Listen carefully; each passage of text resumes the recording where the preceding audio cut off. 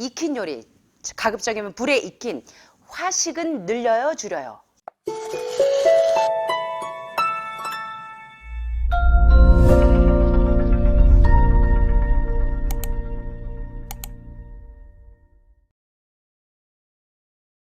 내 몸이 최고의 의사다 임동규 선생님의 책 내용을 리뷰해 볼 텐데, 특별히 암 환자라면 어떤 식생활과 어떤 환경에서 어떤 규칙적인 생활을 해야 하는지를 한번 살펴보도록 하겠습니다. 암 환자라면 이렇게 드세요. 최고의 항암 식사법 살펴보겠습니다. 자, 이제 우리가 음식 먹는 것과 환경이 어떤 부분에서 내가 개선이 있어야 하는지를 한번 보겠습니다. 첫째, 우리가 음식을 먹을 때 회개하고 몸을 청결히 한다는 마음으로 아직도 내 입맛이 좋아하는 타락한 식욕과 타락한 정욕을 따라서 맵고 짜고 자극적인 거, 여러분이 얼마나 간을 혹사시켰는지 모릅니다. 계속 맵고 짜고 혈액에 열을 일으키고 신경을 흥분시켜서 자꾸 뚜껑 열리게 만드는, 얼마나 자극적이고 우리의 관과 신장이 망가지는 그런 음식으로 내 몸을 학대했는지 모릅니다. 그래서 내 몸에 정결하게 하고 새롭게 하고 이제 10대 20대로 재생하고 리셋하는 마음으로, 그리고 여기 보니까 재밌는 표현을 하십니다. 무슨 각오? 여러분, 과일식 하시라 그러면 이거 배고파서 나 안 할래요, 하루만 할래요 막 이러시는데, 딱 일주일 검사해보고 나면 다른 분들은 3일 하신 분들은 레벨이 쑥쑥쑥쑥 올라가고 해독이 쑥쑥쑥쑥 되는데, 하루 하시고 이제 난 체력 없어서 안 해요 하시던 분들이 옆에 분 보면 나는 요만큼 레벨 올라가는데 다른 분들은 쑥쑥 올라간 거 보면 그 다음 주에 저도 3일 할래요 이러시면서 바뀌어요. 그쵸? 자, 그런데 단식하시고 해독식 하실 때 어떤 각오로? 나 아직 시간 많이 남았어, 여유 있지 뭐, 난 곧 죽어도 먹고 죽을 거야 가 아니고, 곧바로 무슨 각오로? 무슨 각오로? 죽을 각오로. 얼만큼? 2주만? 3주만? 단식은 처음에 치료 초기에만 하는 것이 아니라 평생의 습관입니다. 저녁에 과일식 하시고, 암 환자분들은 1일 2식하고 저녁에는 과일만 드시고, 사실 3식이죠. 과일까지 드시면. 그리고 일주일에 하루나 이틀은 해독식 5단계가 끝나고 나면 그 다음부터는 일주일에 하루라도 규칙적으로 해독식을 하시면 여러분이 재발 전이 없이 안전하게 비교적 갈 수 있다는 거. 그래서 곧바로 죽을 각오로 가능한 한 오래 무엇한다? 단식한다. 왜? 해독이 답이기 때문에. 간도 해독이 답이고, 신장도 해독이 답이고, 위도 해독이 답이고, 췌장도 해독이 답이고. 그래서 Cancer Detox is the answer. 암은 해독이 답이다. 병은 해독이 답이다. 자, 그 다음에요. 자, 식사법의 원칙 아주 중요한 부분이 있습니다. 자, 이 부분 좀 눈여겨서 보세요. 자, 현미밥 전분질의 양을 획기적으로 늘리고, 여러분들은 항상 식사하실 때 밥을 한 공기 드시는 습관이 있어요. 엄마들이, 우리 주부들이 밥상을 차릴 때 밥 한 공기에 반찬 대여섯 가지를 이렇게 차리고 국, 찌개 이렇게 차리시는 게 보통 일반적인 한국식 밥상이죠. 한식 밥상인데, 사실 여러분들이 건강식으로 돌아가면 더글라스 그레함 박사의 산음식, 죽은 음식의 법칙과 또 많은 중증 요양병원에서 환자분들을 케어하기 위해서 환자들이 잘 케어되는 기간의 공통점을 보니까, 정말 8.11 식사법처럼 천연 탄수화물과 복합 탄수화물은 80%, 여기 가짜 탄수화물, 정제 탄수화물 아닙니다. 흰쌀, 글루텐 들어간 밀가루 아니에요. 여기서 말하는 탄수화물 80%의 비율은 천연 탄수화물인 과일과 채소, 그리고 복합 탄수화물인 감자, 고구마, 옥수수, 밥, 요런 종류, 정제되지 않은 흰쌀, 흰밀가루가 아니라 살아있는 산음식을 천연 탄수화물이 80%, 그리고 단백질이 10%, 그리고 지방질이 10%. 8.11 법칙을 기억하세요. 자, 그런데 제가 강의하는 수많은 이 암 전문가들의 법칙을 보니까 뭐예요? 해독식을 할 때 현미밥의 양을 획기적으로 늘리래요, 줄이래요? 자, 여기 보니까 늘립니까, 줄입니까?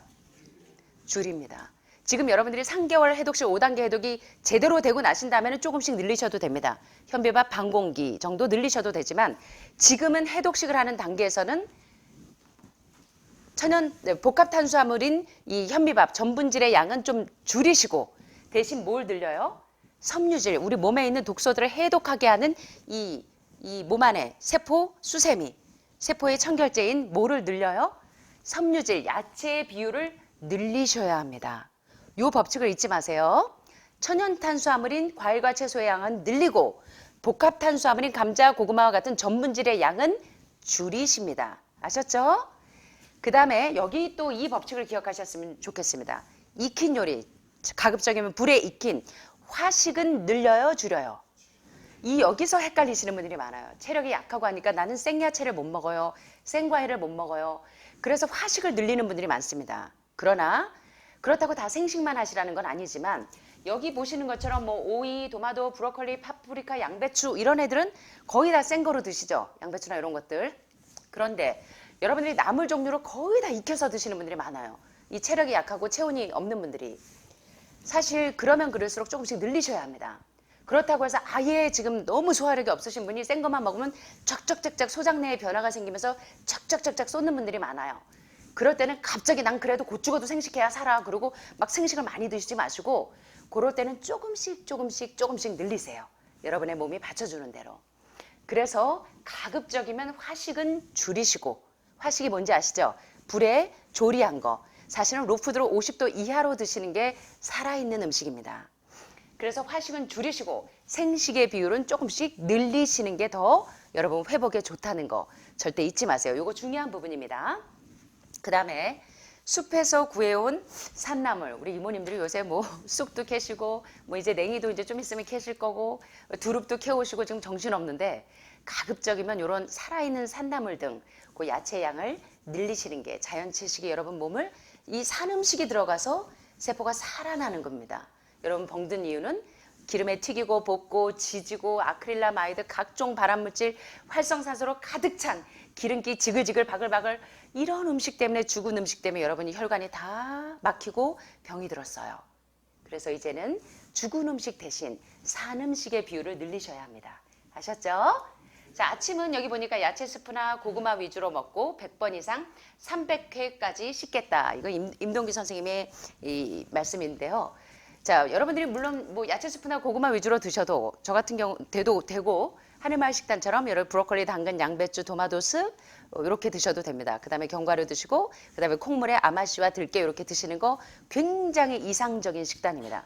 하늘마을의 식단 여러분들 좀 배워가시면 여러분들 도움이 많이 되실 겁니다. 그래서 콩물에 황단박질과 아마씨가 결합했을 때 염증 수치가 팍팍팍 줄어들기 때문에 그런 비율로 그래서 단백질과 탄수화물의 비율이 아주 좋게 비율이 되어 있어요. 이거는 이제 임동규 선생님이 가급적이면 간단하게 소식하기 하시겠다는 의미로 하신 말씀입니다. 자, 그런데 여기에 좀 집중을 하시면 좋겠습니다. 100번 이상 300회까지 씹는다. 자, 많이 씹는다는 얘기예요. 예, 다작 많이 꼭꼭꼭꼭꼭 씹어 먹을수록 소화 요소가 많이 분비돼서 침이 꼭꼭꼭꼭 씹으면 침이 많이 분비가 되면 전분 소화 요소, 뭐 그다음에 단백질 소화 요소, 지방 소화 요소, 리파제, 프로테아제가 마구마구 분비가 되면 여러분들이 꼭꼭꼭꼭 씹어 먹을 때와 그냥 꿀떡꿀떡 삼킬 때에 이 치유의 속도가 완전히 판이하게 달라집니다. 그래서 여러분들은 가지수에다 목숨 걸지 마시고 씹는 음식물의 양에 여러분의 영양 가치가 있는 것이 아니고 질에 달려 있다는 거 꼭꼭 씹어 드세요. 굉장히 중요합니다. 그 다음에 내가 아마 환우분들이라면 어떤 식단을 하셔야 되냐면 가급적이면 1일 2식을 기본으로 하시는 게 좋고 이제 3식이 습관이 돼 있으면 세 번째 식사를 할 때가 되면 배가 고프고 허기 져서 저혈당 증세가 막 오시는 분들은 그때 과일을 드시면 됩니다. 과일은 단당류이기 때문에 소화시키는데 에너지를 안 쓰니까 요 에너지가 치료하는 에너지로 전환이 됩니다. 그래서 요때 이제 저녁에 배고프실 때는 과일을 조금 드셔서 최대한 그것도 200g이나 300g 안쪽에서 드시고 혹시 배가 고프면 물에다 소금 조금 넣어서 천연 미네랄로 수액과 전해질의 균형을 맞춰주시는 겁니다. 자, 여기 굉장히 간단하지만 암 환자가 지켜야 될 음식물 먹는 이 철칙이 다 나와 있습니다. 자, 그 다음에 피해야 될 것은 뭐냐면 여기 보시는 것처럼 치킨이나 라면이나 햄버거, 코카콜라처럼 인스턴트나 가공식품은 철저하게 제한하셔야 합니다. 그리고요, 암 환자분들이 통밀빵이나 현미떡 좋아하시는 분들 많습니다. 그래서 식사에 그냥 떡이나 통밀빵으로 대충 이제 바나나 과일하고 이렇게 때우시는 분들이 많은데 가급적이면 밀가루 종류는 아무리 통밀이라고 할지라도 글루텐이 많이 들어가 있으면 대장 폐색을 일으키기가 쉽습니다. 그래서 저희도 이제 밀고기를 만들고 콩고기 만들 때도 빵을 만들 때도 하늘마을에서는 글루텐을 쓰지 않습니다. 그래서 가급적이면 여러분들이 이 시중에서 파는 빵들에 모두가 다 글루텐이 들어가 있기 때문에 암 환우분들이라면 통밀빵이나 현미떡도 소화가 덜 됩니다. 그래서 떡이나 빵도 가급적이면 제한하시는 게 좋다는 거 절대 잊지 마세요. 그 다음에 이제 채식 식당은 얼마든지 가도 좋다고 자꾸 외식을 하시는데, 채식 식당에도 굉장히 소스나 드레싱 소스 이런 거에 그런 그 조미료를 사용하시는 데들이 종종 있습니다. 그래서 외식은 당분간 피하시고, 또 외출하실 때는 도시락이나 과일을 꼭 챙기시는 게 좋습니다.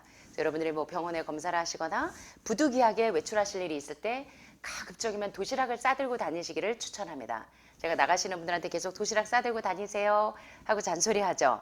집에 가셔서도 나가셔서 식사하실 일 있으면 야, 기회는 찬스다 하고 흰밥 좀 먹어볼까나 이러시면서 하지 마시고, 아직은 여러분들이 남용하시기에는 이릅니다.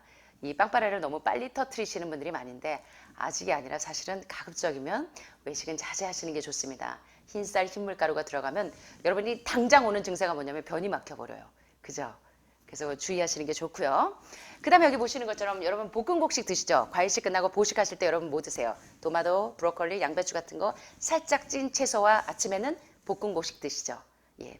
볶음곡식은 특별히 체온이 낮으면, 암 환자가 체온이 1도만 올라가도 면역력이 쑥쑥쑥 올라가기 때문에 어떤 분들은 암 환자들이 찜질방에서 사시는 분들이 많아요. 제가 말씀드린 것처럼 아무리 뭐 체온을 올리기 위해서 찜질방에 계셔도 내 속에서 열이 올라와야지 밖에서 오는 열은 아무 소용이 없습니다. 예, 그래서 여러분들이 가급적이면 체온을 올리기 위해서 볶음곡식을 드시는 분들이 곡류 8가지를 2번 쪄서 말려놓은 거기 때문에 그 볶음곡식을 꼭꼭꼭 씹어 드시면 소화력이 약하신 분들에게 소화효소가 많이 분비가 될 수가 있고 저작활동을 할 수밖에 없기 때문에, 게다가 체온이 떨어져 있는 분들은, 체력이 약하신 분들은 볶음곡식 위주로 드시면, 특별히 보식할 때 볶음곡식 위주로 드시면 굉장히 체온 온도가 빨리빨리 올라가고 소화력이 왕성해집니다. 그래서 볶음곡식을 활용하는 것도 굉장히 좋은 방법입니다. 그리고 이제 견과류로 가장 좋은 지방 오메가3나 오메가6나 오메가9이나 가장 좋은 지방산을 여러분들은 이제 견과류로 섭취를 하는데, 견과류는 저녁 때 드시는 것은 절대로 제한합니다. 저녁 때 여러분들이 배가 고프다고 과일식 하실 때 컵에다가 견과류 막 챙겨 가시는 분들이 있습니다. 이상하게 3일 과일식을 하는데 체온이 전혀 줄지 않아요. 원인이 다 있어요. 점심에 와플 나오면 와플 한 쪽 챙겨 가시고, 또 뭡니까 견과류 막 챙겨 갖고 저녁에 드시면 말짱 도루묵입니다. 과일식하는 거. 예, 견과류는 특별히 지방은요 소화시키는데 5시간에서 7시간 정도 걸립니다. 그래서 여러분들이 땅콩 한 쪽, 아몬드 한 쪽만 드셔도 이게 소화시키는 데라 일 다 해요. 그러면 장기는 해독이 안 된다는 거 절대 잊지 마세요. 그리고 견과류는 임동균 선생님이 여기 뭐라고 말씀하시냐면 일주일에 2회 정도 점심에 조금씩 챙겨 먹는다.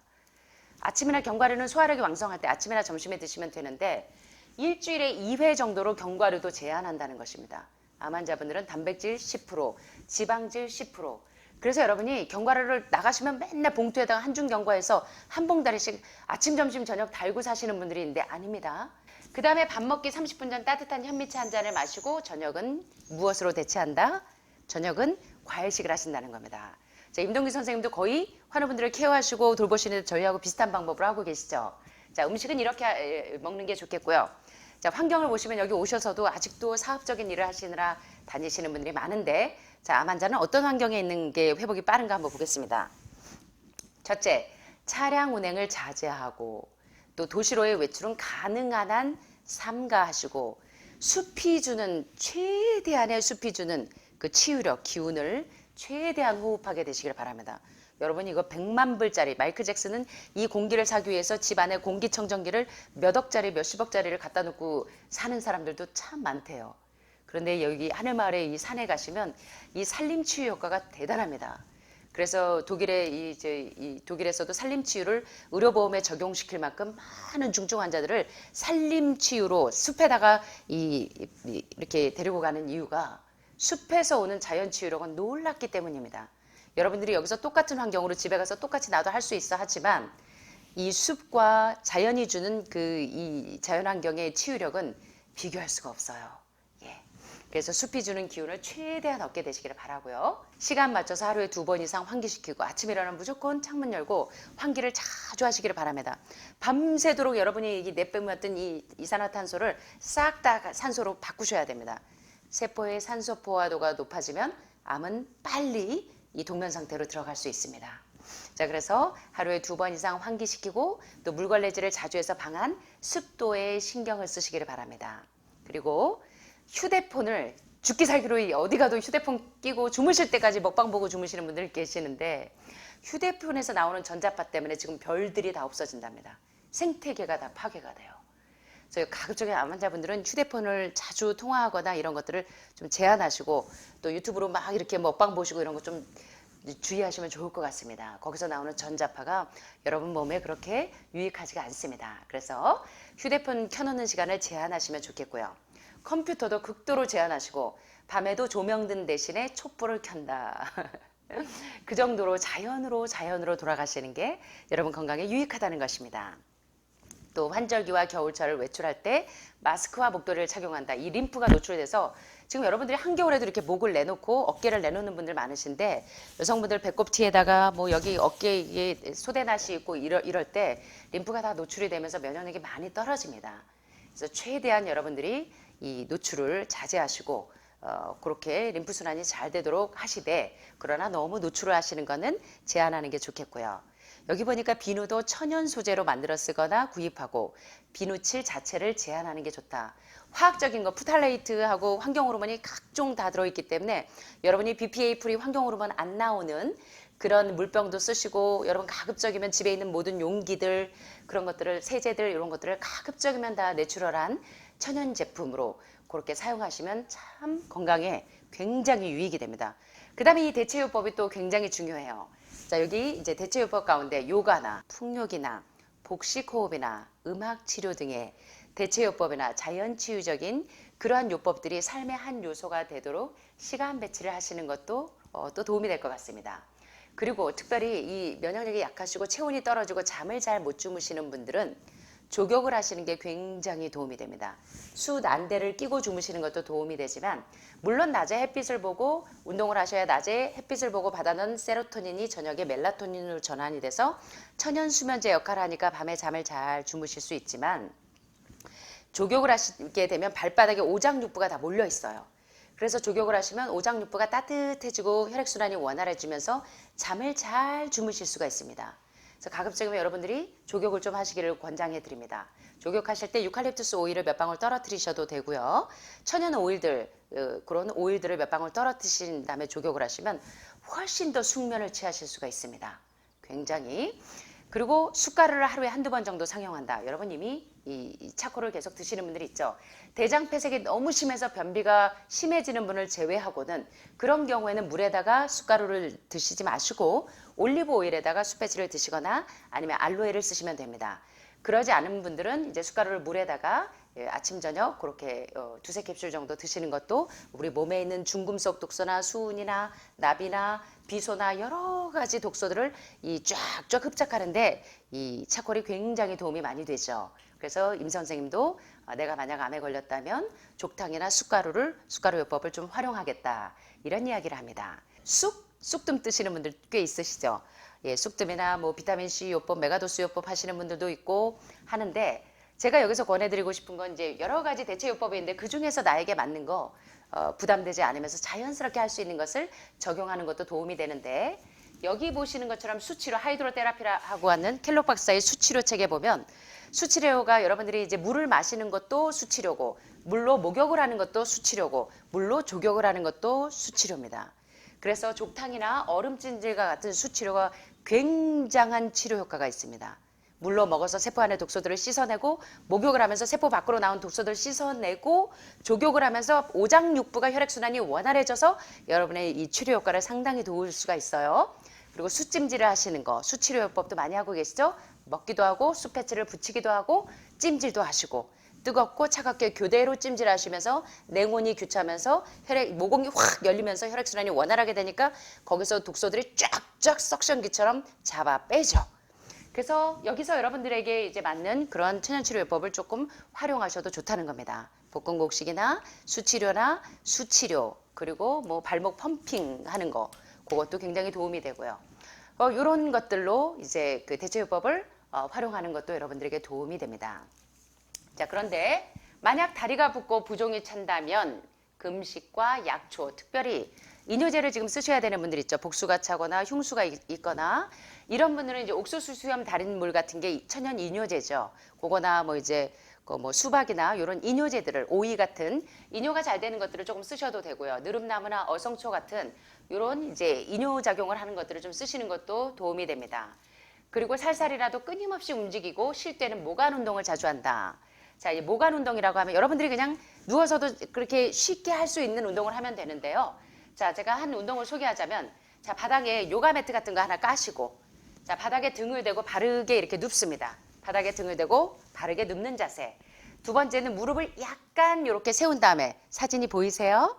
무릎을 세우고 약간 세우고 팔과 다리를 수직으로 들어 올립니다. 그 다음 단계는 손과 발에 힘을 풀고 가볍게 진동시킵니다. 이 누운 자세에서 팔과 다리를 수직으로 들어 올린 다음에 손과 발에 힘을 풀고 가볍게 진동시킵니다. 2, 3분 정도 지속하다가 팔다리를 들고 있기 힘들어지면 몸을 바닥에 내려놓고 휴식을 취합니다. 몰려있던 혈액이 회수되는 느낌을 느끼실 수가 있어요. 마지막으로 이러한 동작을 반복하면서 이렇게 팔다리가 수직으로 들어 올린 다음에 손과 발에 힘을 풀고 가볍게 진동시키는 것을 2, 3회 하고 이런 동작을 반복하고 마지막에 진동을 멈춘 다음에 10초 정도 이렇게 팔다리를 든 상태를, 요거 힘듭니다. 막 더더더 떨려요. 요 상태를 유지합니다. 그냥 누워서 간단하게 팔다리 들어 올리는 것 같지만 이게 굉장히 혈액순환이 원활하게 되는 모관 운동입니다. 그러면 이때 지금 여러분들이 조금 중증이신 분들은 자꾸 몸에 전기가 와요. 찌릿찌릿 전기. 항암 방사선 하신 분들은 특별히 더 심하고요. 이런 것들 혈액순환 안 돼가지고 오는 이런 증세들, 손끝 발끝이 찌릿찌릿거리는 느낌을 느낄 수가 있을 겁니다. 그러면서 이런 운동들도 여러분들이 회복되는데 상당히 도움이 됩니다. 자, 오늘 여러분들에게 좀 도움이 되셨습니까? 내가 만약 암에 걸렸다면 이런 식생활, 그리고 이런 환경, 그리고 이런 운동, 그리고 이런 마음가짐, 이게 여러분들에게 참 도움이 되셨으면 좋겠습니다.